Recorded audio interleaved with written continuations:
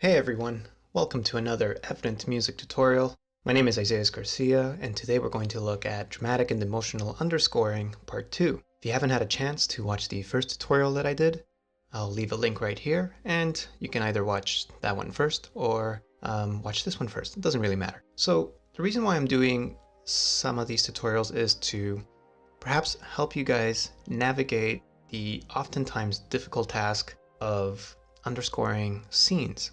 Sometimes you don't know what kind of music to write, how many instruments you should use, what's the emotional undertone, how many chords you should be using. And these cues and the way I approach them are meant to highlight just some of the ways in which I would approach, underscoring a scene that supports the dialogue or the action and that's happening either in a video game level. So regardless of the style of music that I'm writing, which is very orchestral, and regardless of the medium, I think some of these things might be useful for you guys.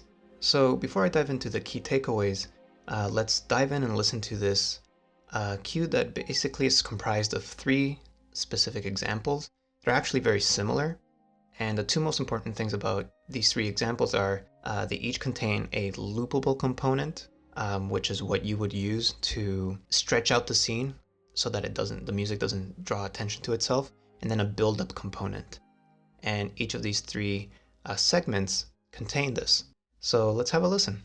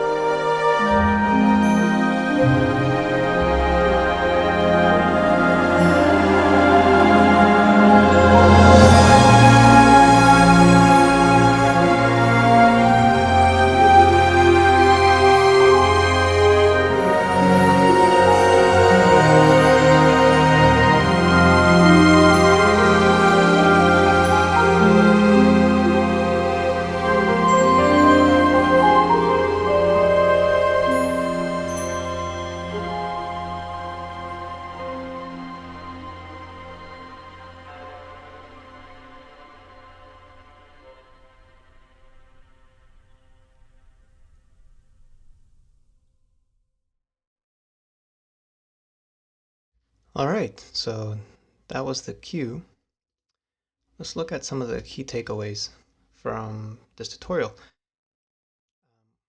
Having an organized template, first of all, is definitely useful, especially when you've got a lot of instruments that you're using. Even though I don't have any brass or synths, or a lot of synths, I like to have access to as many string articulations, different wind instruments, different percussion, nicely organized into folders so that, you know, makes the workflow a bit easier. I've got a whole set of pianos just for sketching and improvising, and this is usually how I'll start composing. So as I mentioned before, this cue consists of three similar yet different buildups. In each section, A, B, and C, I've got maybe 3 or 4 bars of loopable music.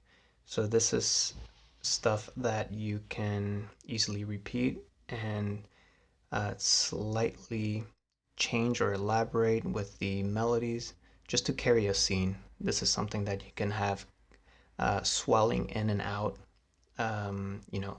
as a character is playing through a game level or a dialogue in a film or something that takes time, right? And the music doesn't need to call attention to itself. And I'll show you some examples of those in a sec. Setting the tone with high strings and harp here, just for key reference. I just have, if you notice here, my flautandos, my very breathy, flute-like held notes on the strings.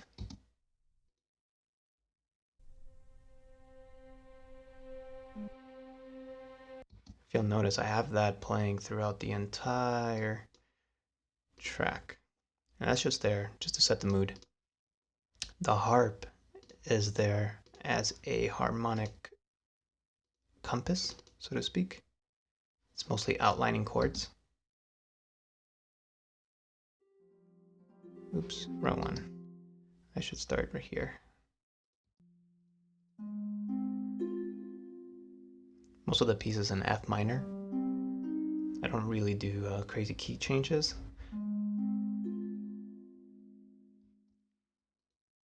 And then after those 4 or 5 bars of loopable content, I've got at most 4 bars of buildup to the hits. And this is where I use my strings to go up in the composition in the notes that they're playing so that everything is rising up. And as you can see here, it's very, all these things are kind of narrower. And then from, let's say, 21 to 34, I spread out the orchestration upwards and downwards. So I've got my high strings going all the way up, low basses covering the low end, and everything else in between. You'll notice that here, even visually, you can tell my second violins or violas are not clashing much with the top melody in the violins, because if I added some counterpoint there, it may not drive home the idea that I wanted to present. So I left a bunch of spacing here in the harmony. So with each section, you've got, let's say from like here to here, you've got loopable parts, and here you've got buildups. Same as in section B, you can kind of sort of tell where the buildup starts with the strings, and then 4 or 5 bars depending on what I'm doing to the different hit. And then I've got section C, again, just slight interchanges in the chords. And this is stuff that you can repeat again and layer it however you want. And then you've got a big hit here on a chord change just to change it up a bit, and then gradually it'll fade away. So that's the concept that I'm trying to drive home here. And some of the other things that are worth noting. I do not use a main theme in this tutorial. You'll notice in my first tutorial, I build the whole cue out of a short theme. Instead, in this one, I'm using the flute as the dominant force. And I really like this flute patch from East West. All of my samples here are East West.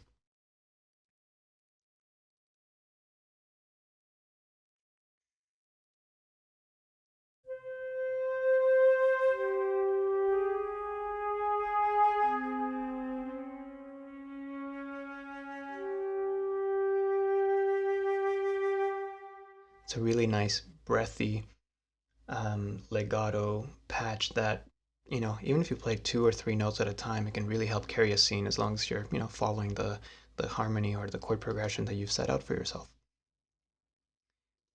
And what I mean here by letting it breathe is, if by chance you were to do something like this and were to record it live with a real live human, you definitely don't want to write the notes that are gonna, in essence, make the players pass out. So what I do here is, like, you'll notice I won't do more than 3 notes at a time of held notes. So I kind of leave spacing here, even for me visually as a reference. I know that, okay, this is where the live player should be having a break. So just to show an example.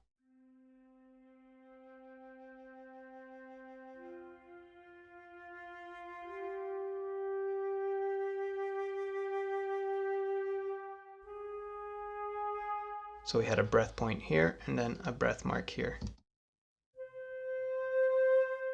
Then again, another breath mark here.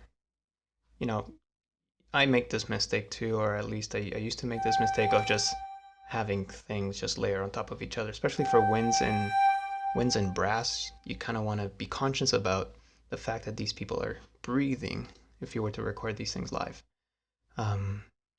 Another interesting part about the flute section is, I've got somewhat of a theme going on. Let's see, right here.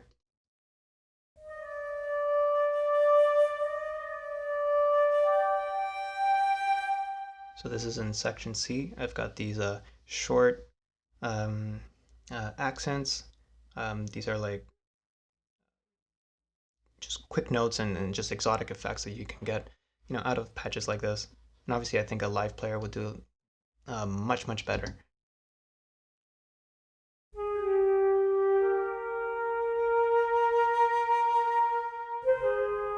Here I've got the same idea near the end.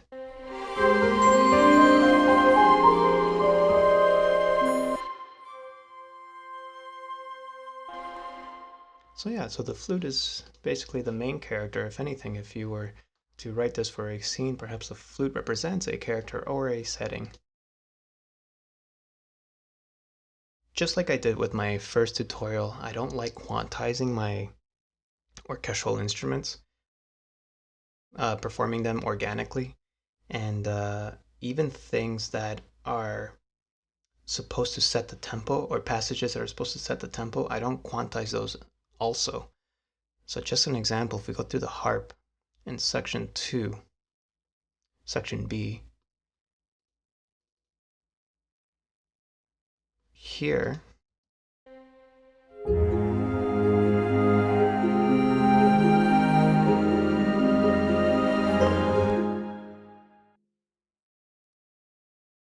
like traditionally speaking, I should have my harp quantized here.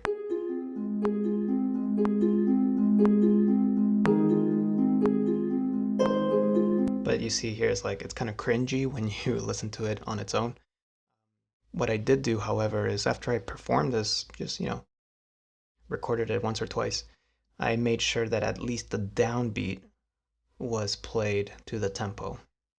Everything else in between is just texture. It helps set the buildup in this section, but even with my strings, I don't like to quantize my parts. They kind of look like a mess. You'll notice that a lot of the things are not lined up. They're overlapping. So this is just basically to emulate, no orchestra or ensemble can ever play exactly on beat. There will always be slight variations in the performance, and that's the idea that I'm trying to go through right here. As for mod wheel, automatic and manual automation for volume levels, I tend to combine the two. So just as an example, I've got the cello sus and a solo cello patch playing, I think, the exact same melody, but I've got one performance using the mod wheel and one that I've manually inputted it.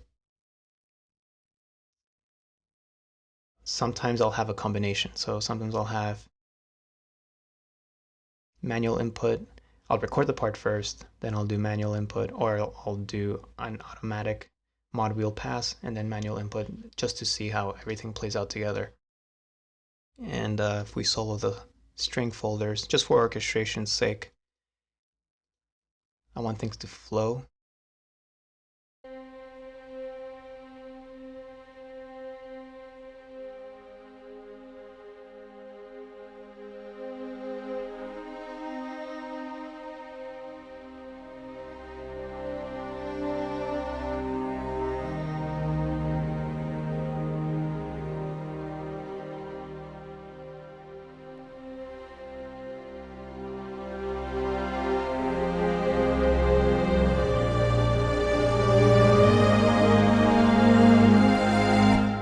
That's just one passage, one buildup. It's the section B buildup is different.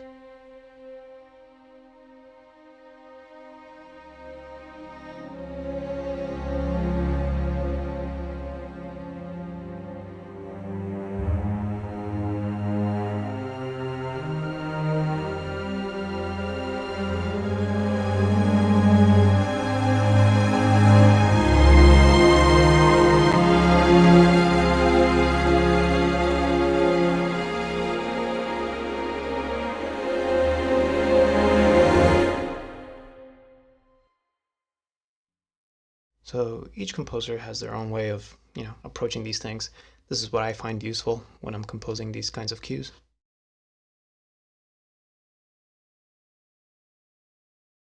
As I said before,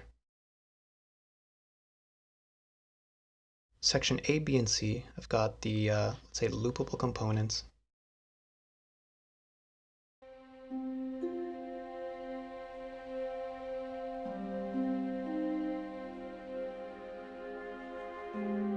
Three, 4 bars. And then I have the strings come in.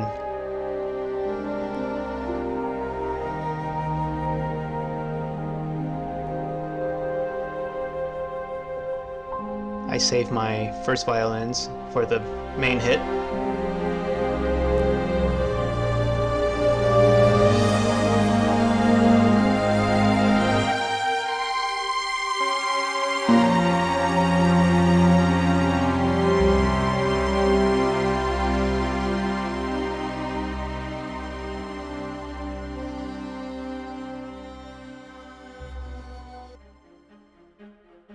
Very minor use of staccatos.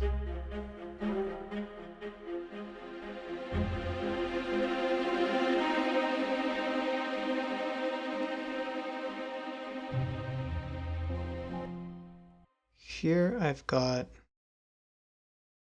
a tremolo patch, which is swelling up and down. I've got a harp support. And it's funny here because here I'm just playing quasi arpeggios, and it's just there to create texture.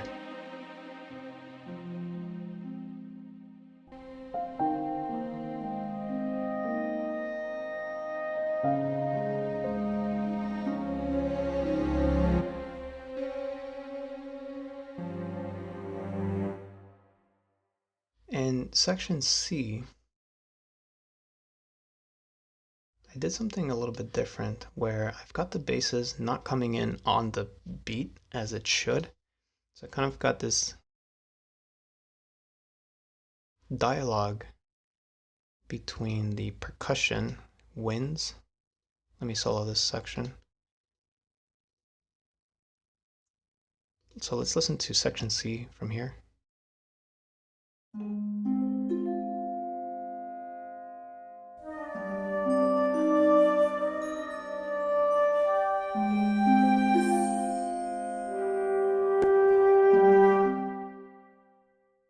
I did something that I thought was interesting. And usually triangle parts are kind of left in the background. They're not as important as we'd like them to be. But in this case, I kind of wanted the triangle to abruptly end the flute solo passages.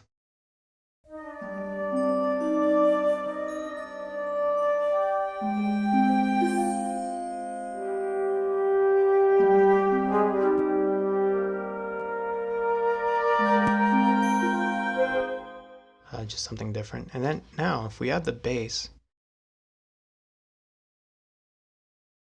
is playing still in the right key, but it's not following the tempo or the downbeats at all. So it's just creating this, it's not really polyrhythm.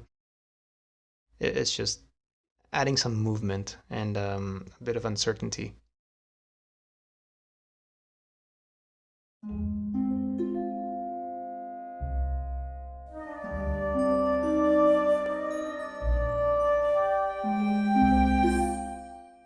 You'll really notice it once the metronome is added.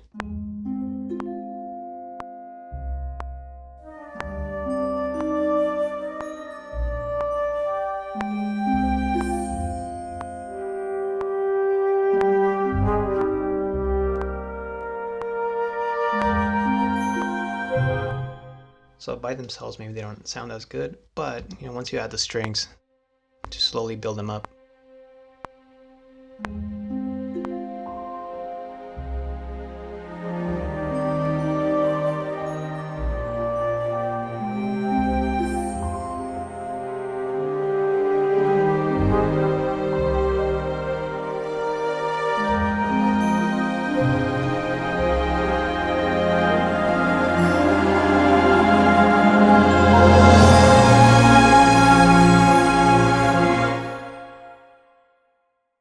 I used the like a female choir to create a cluster that would help out.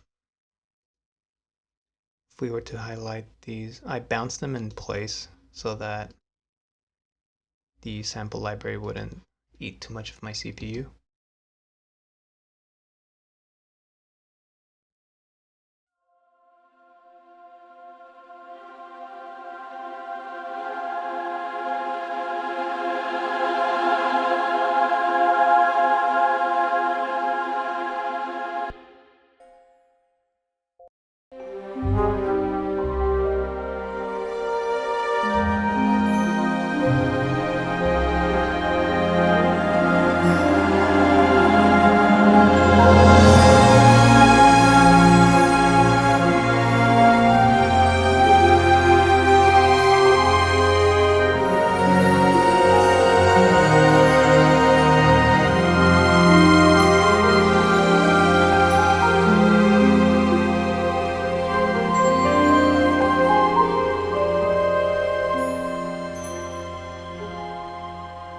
So as for basic orchestration techniques, you'll notice in most of the piece I've got the violins doubling the flute passages. We'll notice that in section A. Let's see right here. So like here, for example,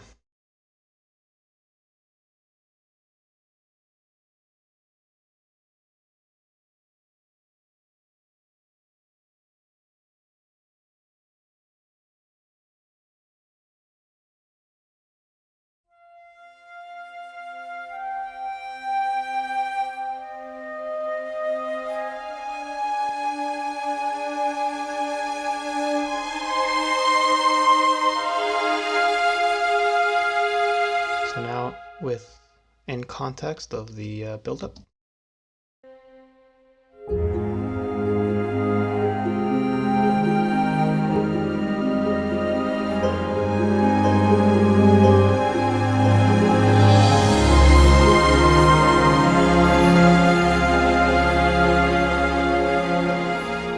Other kinds of doublings are mostly in the percussion. You've got harp and celeste doubling as well.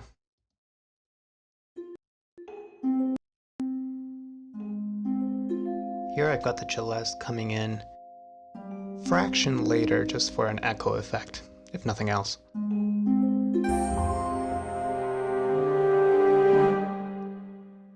Other usual doublings include, I'll usually double violas with clarinets or oboes. But I did that in the first tutorial. You'll notice how I did those doublings. So yeah, there's not too much as far as doubling, but like I try to make sure that when I do have those big moments, the orchestration is spread out, the chord is present in as many of the instruments as possible.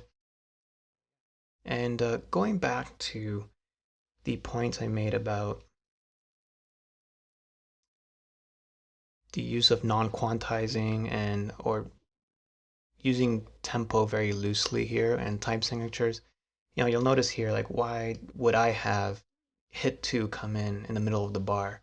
Where normally, if you wanted to score this and you had a visual and this was the scene change or something that had something important that was happening here, something that might work would be just, if you were to notate this, just have a bar of 2/4.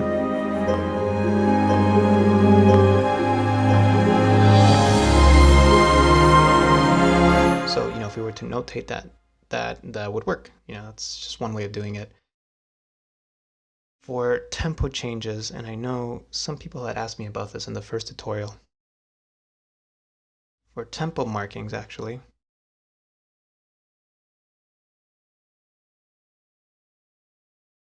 I kind of use them just as if you were to look at sheet music for mottos or just held notes. If this was conducted live, the conductor would hold the end of a passage or beat in order to land properly on the downbeat.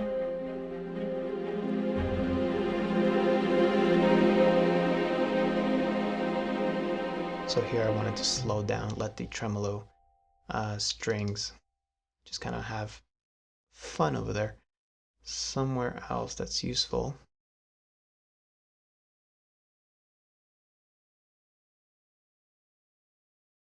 Here, this is a very small moment.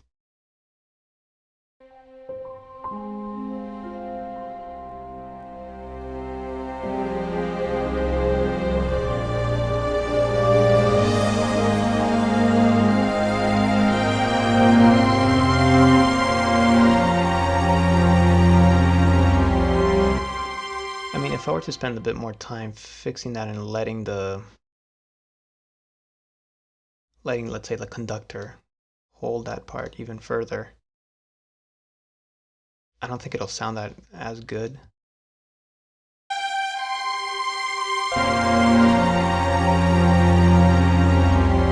Actually, not so bad. We can leave that there. So again, this depends on where you're putting in your sync points, either in the spotting session or if you're working with the visual right in front of you. Let's hide this stuff here. So yeah, I think like that pretty much covers all of the main elements in this tutorial. It's just to illustrate how you can start creating buildups with chord clusters or layering, especially when you have the strings coming in, to transition from a loopable point into what would be a main hit. And we looked at 3 different hit points in this piece. Again, very similar, but slightly different. So I think that pretty much covers everything. Yep.